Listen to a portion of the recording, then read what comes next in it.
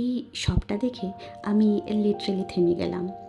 আর মুভিটা 2025-এর ব্লকবাস্টার, শেষটা মিস করবেন না। মলের ভেতরে ঢুকে আমরা গেলাম একটা শপটার নাম হোম সেন্টার।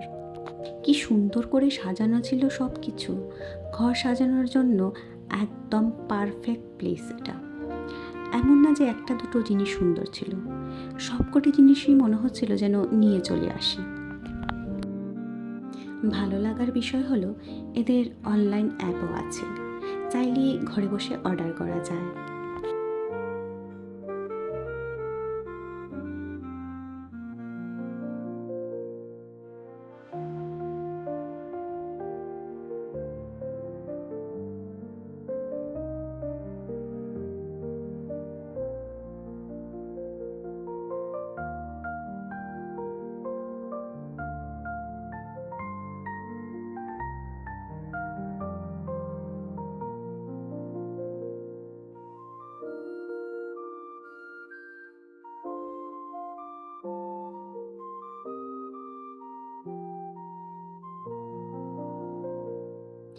হোম শপ থেকে বেরিয়ে আমরা ঠিক করলাম আমি আর আমার শাশুড়ি মা মিলে একটা মুভি দেখব। যদিও এই মুভিটা আমার শ্বশুরমশাই আর আমার বর দেখে নিয়েছে আগে, আর যেহেতু ছেলে 3 বছরে, তাই ওকে ঢুকতে দেওয়া হবে না। তাই সবার সময়ে যেন ভালো কাটে সে চিন্তা করে আমার ছেলেকে নিয়ে যাওয়া হলো প্লে জোনে। মুভি মানে পপকর্ন, তাই পপকর্ন নিতেই হলো।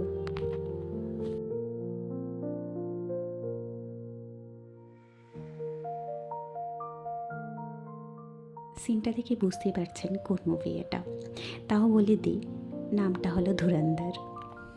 এই বছরের ব্লকবাস্টার মুভি শেষ করে আবার আমরা গেলাম প্লে জোনে। দেখছি কি ছেলে বেশ খেলাধুলা করছে, তাই আমিও ঢুকে পড়লাম। একজন বাচ্চার সাথে একজন গার্জিয়ান অ্যালাউ করে, তাই আমিও ঢুকে ওর সাথে একটু খেলাধুলা করলাম, বেশ মজাই লাগছিল তখন।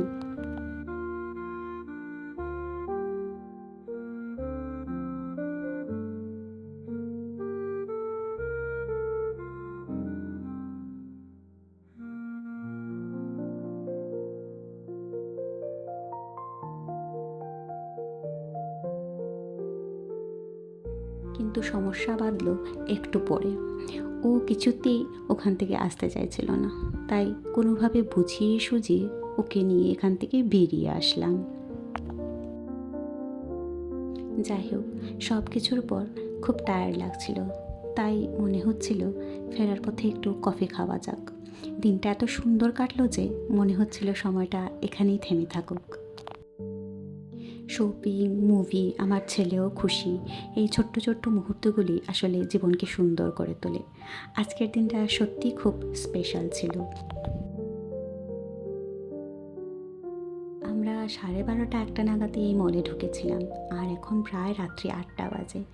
দেখুন রাত্রিবেলা মলটা আরও দেখতে কত সুন্দর লাগছে, আমার তো বেশ ভালো লাগছিল।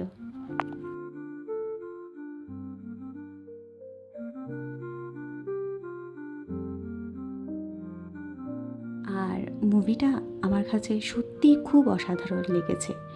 আপনারা কি মুভিটা আগে দেখেছেন নাকি দেখতে যাবেন? কমেন্টে অবশ্যই বলবেন। আর ভিডিওটা যদি ভালো লেগে থাকে একটা লাইক আর চ্যানেলে সাবস্ক্রাইব করতে ভুলবেন না।